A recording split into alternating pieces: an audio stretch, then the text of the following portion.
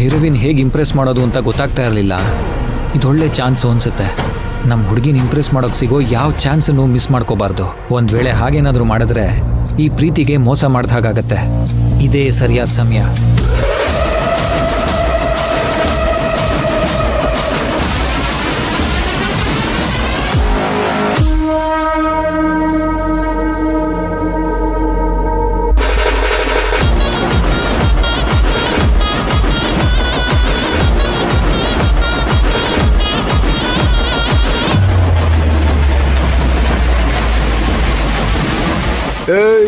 ಏನೋ ಮತ್ತೆ ಬಂದಿದ್ಯಾ? ಬಿಟ್ ಕಳ್ಸಿದ್ವಲ್ಲ, ಹೋಗತ್ತಾನೆ. ಪ್ರಾಣದ ಮೇಲೆ ಆಸೆ ಇಲ್ವಾ? ಇದೆಯಪ್ಪ, ತುಂಬಾನೇ ಆಸೆ ಇದೆ. ಆದರೆ ನನ್ಗೆ ಯಾರಾದರೂ ಸುಮ್ಮನೆ ಪ್ರಾಬ್ಲಮ್ ಕೊಟ್ರೆ ಅವ್ರನ್ನ ಹಾಗೆ ಬಿಡೋದಂತೂ ಮಾತ್ರ ನನಗೆ ಗೊತ್ತಿಲ್ಲ. ಒಂದು ಕೆನ್ನೆಗೆ ಹೊಡೆದ್ರೆ ಇನ್ನೊಂದು ಕೆನ್ನೆ ತೋರಿಸೋ ಸ್ಟೈಲ್ ನಂದಲ್ಲ. ಆ ಕೈನ ಶೇಪ್ ಔಟ್ ಮಾಡೋದಷ್ಟೇ ಗೊತ್ತು ನನಗೆ. ಹೌದಾ? ಅದಕ್ಕೇನೀಗ? 2 ಬಿಟ್ ಕಳ್ಸೋ. ಇದೆಲ್ಲ ಇಲ್ಲಿ ಇಟ್ಕೋಬೇಡ, ಸುಮ್ಮನೆ ಹೋಯ್ತಾ ಇರ್ಬೇಕಷ್ಟೇ. ಊರಾಯಿಸೋದು ಗೀರಾಯಿಸೋದೆಲ್ಲ ಇಟ್ಕೊಂಡ್ರೆ ನಿನ್ನ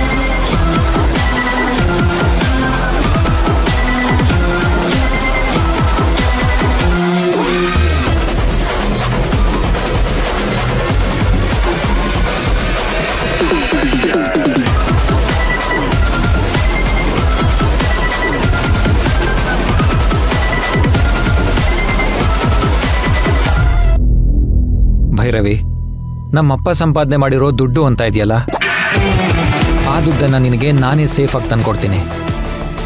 ಇದರಿಂದ ನಿನಗೆ ಖಂಡಿತ ಖುಷಿ ಆಗುತ್ತೆ.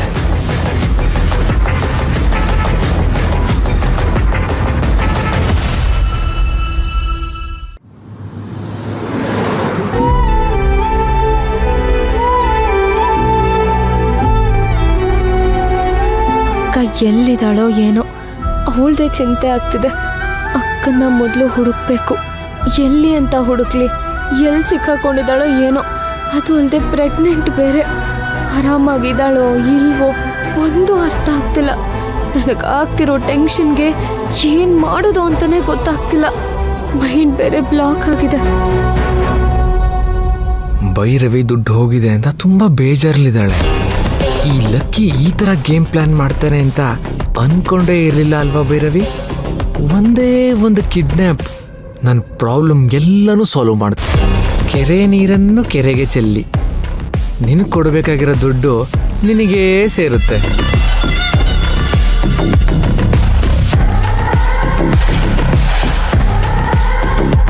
ಇವರೆಲ್ಲರೂ ಜೊತೆಗೆ ಬೇರೆ ಇದ್ದಾರೆ. ಏನು ಮಾಡೋದು? ಅಥರ್ವ ಕೂಡ ಎಲ್ಲಿದ್ದಾರೋ ಏನೋ. ಮೀನಾ ಬೇರೆ ಕಾಲ್ ಮಾಡ್ತಿದ್ದಾಳೆ. ಎಲ್ಲೆಲ್ಲಿ ಏನೇನು ಪ್ರಾಬ್ಲಮ್ ಆಗಿದೆ ಅಂತಲೇ ಗೊತ್ತಾಗ್ತಿಲ್ಲ. ಇವತ್ತು ಯಾಕೋ ನನ್ನ ದಿನನೇ ಸರಿ ಇಲ್ಲ. ಎಲ್ಲ ಕಡೆಯಿಂದನೂ ಪ್ರಾಬ್ಲಮ್ಮು. ಎಲ್ಲ ಪ್ರಾಬ್ಲಮ್ಮು ನನ್ನ ಬೆನ್ನ ಹಿಂದೆನೇ ಬಿದ್ದಿದೆ.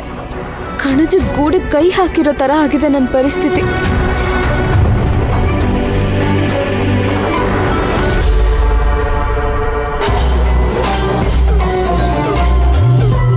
50 ಲಕ್ಷ ಒಂದು ದಿನಕ್ಕೆ ಇಷ್ಟೊಂದು ದುಡ್ಡು ಕೈಗೆ ಬರಲಿ, ಆಮೇಲೆ ನೋಡ್ಕೋತೀನಿ. ರಾಕೇಶ ಇದ್ದಿದ್ರೆ ಅಕ್ಕನ್ನ ಈಸಿಯಾಗಿ ಹುಡುಕ್ಬೋದಾಗಿತ್ತು.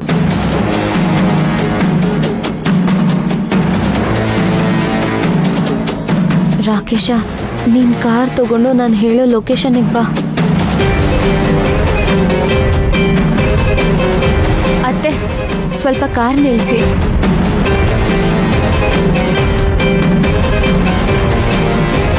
ಯಾಕೆ ಭೈರವಿ, ಏನಾಯ್ತು?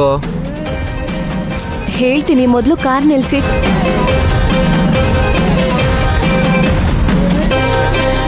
ಏನಾಯ್ತು ಭೈರವಿ? ಅತ್ತೆ, ಸ್ವಲ್ಪ ಇಂಪಾರ್ಟೆಂಟ್ ಕೆಲಸ ಇದೆ, ಅದನ್ನ ಮುಗಿಸ್ಕೊಂಡು ಡೈರೆಕ್ಟಾಗಿ ಮನೆಗೆ ಬರ್ತೀನಿ, ನೀವು ಹೋಗಿರಿ. ಅಲ್ಲ ಭೈರವಿ, ಇವಾಗ ಕೆಲ್ಸ ಅಂತ ಎಲ್ಲೂ ಹೋಗ್ಬೇಡ. ನೀ ಮೊದಲು ಮನೆಗೆ ಬಾ. ಜಾನ್ವೇಲಿ ನಿನಗೋಸ್ಕರ ಕಾಯ್ತಿದ್ದಾಳೆ. ಮನೆಗೆ ಬಂದು ಸ್ವಲ್ಪ ಹೊತ್ತು ರೆಸ್ಟ್ ಮಾಡಿ ಆಮೇಲೆ ಹೋಗು. ಹಾಗೇನೂ ಇಲ್ಲ, I am perfectly all right. ನೀವೆಲ್ಲರೂ ಹೋಗಿ, ಜಾನು ಒಬ್ಳೆ ವೇಟ್ ಮಾಡ್ತಿರ್ತಾಳೆ. ಸರಿ ನಮ್ಮ ಭೈರವಿ, ನಾ ಹೇಳೋದು ಎಲ್ಲಿ ಕೇಳ್ತ್ಯಾ, ನೀನ್ ಹೊರಡು. ಹಾಂ.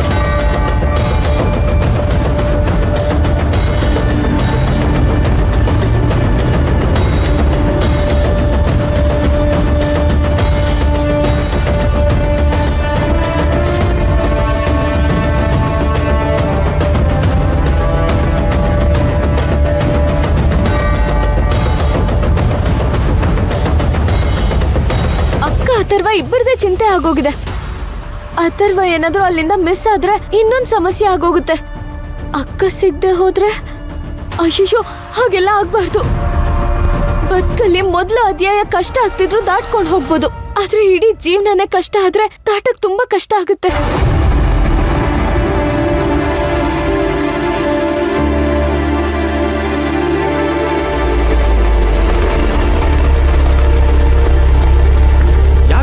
ಏನಾಯ್ತು? ಅದೊಂದು ದೊಡ್ಡ ಕತೆ, ನಾನು ಆಮೇಲೆ ನಿನಗೆ ಹೇಳ್ತೀನಿ. ಮೊದಲು ಗಾಡಿ ತೆಗಿ. ಸರಿ ಬಾ.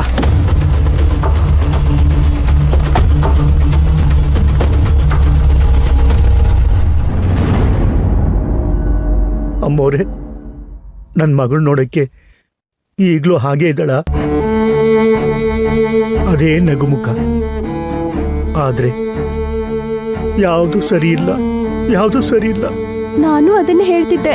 ಅಪ್ಪ ಅವರನ್ನ ಹೊರಗಡೆ ಹಾಕ್ತಾ ಇದ್ದಿದ್ರೆ ನಮ್ಮ ಮನೆಯಲ್ಲೇ ಇರಿಸಿ ಏನಾದ್ರೂ ಮಾಡಬಹುದಿತ್ತು. ಆ ಹೊತ್ತಿಗೆ ಅವಳು ಕೇಶವನ್ ಮಗಳು ಅನ್ನೋದು ಗೊತ್ತಾಗ್ತಾ ಇತ್ತು. ಹೌದು ಅಮ್ಮ, ಆದ್ರೆ ಅಪ್ಪ ಏನ್ ಗಲಾಟೆ ಮಾಡ್ತಿದ್ರೋ ಏನೋ. ಚಿಕ್ಕಮ್ಮೋರೆ, ನನ್ನ ಮಗಳನ್ನ ನೋಡಿದ್ರಿ ಅಂತ ಹೇಳಿದ್ರಲ್ಲ, ಅವ್ರ ಜೊತೆ ಅವ್ರ ಅಮ್ಮ ತಂಗಿ ಇರ್ಲಿಲ್ವಾ? ಇಲ್ಲ, ಅವ್ರ ಜೊತೆ ಯಾರೂ ಇರ್ಲಿಲ್ಲ. ನಾನು ಎಲ್ಲ ಕಡೆ ವಿಚಾರಿಸ್ದೆ, ಅಲ್ಲಿರೋರ್ ಜೊತೆನೂ ವಿಚಾರಿಸ್ದೆ. ಅವ್ರ ಬಗ್ಗೆ ಯಾರು ಗೊತ್ತಿಲ್ಲ ಅಂತ ಹೇಳಿದ್ರು. ಹಾಗಾದ್ರೆ ಗಾಯತ್ರಿ, ಸಿಂಧು ಎಲ್ಲಿದ್ದರು, ಹೇಗಿದ್ದರು? 4 ಜನ ದಿಕ್ಕಾಪಾಲಾಗಿ ಹೋಗ್ಬಿಟ್ವಿ. ಕೇಶವ, ನಿನ್ನ ಗಣಪತಿ ಪೂಜೆ ಮಾಡಿ ಬೇಡ್ಕೊಂಡಿದ್ಯಲ್ಲ, ಆ ಗಣೇಶ ಈಡೇರಿಸ್ತಾನೆ. ನನ್ನ ಮಗಳು ಬದುಕಿದ್ದಾಳೆ ಅನ್ನೋ ಒಳ್ಳೆ ಸುದ್ದಿ ಕೇಳಿ ತುಂಬ ಖುಷಿ ಆಯಿತು. ಆದರೆ ಅವಳು ಒಂಟಿಯಾಗಿದ್ದಾಳೆ ಅಂತ ಕೇಳಿ ನನಗೆ ತುಂಬ ನೋವಾಗ್ತಿದೆ ಅಮ್ಮೋರೆ. ಆದ್ರೆ ಇಷ್ಟು ದಿನ ನಿನ್ ಮನಸ್ಸಲ್ಲಿ ಅಡಗಿದ್ದ ಯಕ್ಷ ಪ್ರಶ್ನೆಗೆ ಉತ್ತರ ಸಿಕ್ತಲ್ಲ. ಹೌದು ಹೌದು ಅಮ್ಮೋರೆ, ನೀವು ಭವಾನಿ ಹತ್ರ ಕೇಳಿಲ್ವಾ ಅವ್ರ ಅಮ್ಮ ತಂಗಿ ಎಲ್ಲಿದ್ದಾರೆ ಅಂತ, ಹೇಗಿದ್ದಾರೆ ಅಂತ? ಅವ್ರ ಮಾತೇ ಆಡಿಲ್ಲ. ಅವ್ರು ಯಾವುದೋ ಲೋಕದಲ್ಲಿರ್ತಿದ್ರು, ಬರೀ ನೋಡೋದ್ ಬಿಟ್ಟು ಬುದ್ಧಿ ಭ್ರಮಣೆ ಆಗಿರೋರ್ ತರ ಇದ್ರು. ಅದಕ್ಕೆ ನನಗಿಷ್ಟು ಭಯ ಆಗ್ತಿರೋದು. ಪಾಪ ನನ್ನ ಮಗಳು ಆಕ್ಸಿಡೆಂಟ್ ಆದ್ಮೇಲೆ ಹೀಗಾಗಿದ್ದಾಳೇನೋ. ಇಷ್ಟು ದಿನ ಎಲ್ಲಿದ್ಲು, ಏನ್ ಮಾಡ್ತಿದ್ಲು? ನನ್ನ ಮಗಳು ನನ್ನ ಎದುರುಗಡೆ ಬಂದ್ರು, ನಾನು ಅವಳ ಮುಖನ ನೋಡಕ್ಕಾಗ್ಲಿಲ್ವಲ್ಲ. ನತದೃಷ್ಟ, ನಾನು ನತದೃಷ್ಟ. ಅಮ್ಮ, 1 ನಿಮಿಷ ಬಂದೆ. ಅಮ್ಮೋರೆ,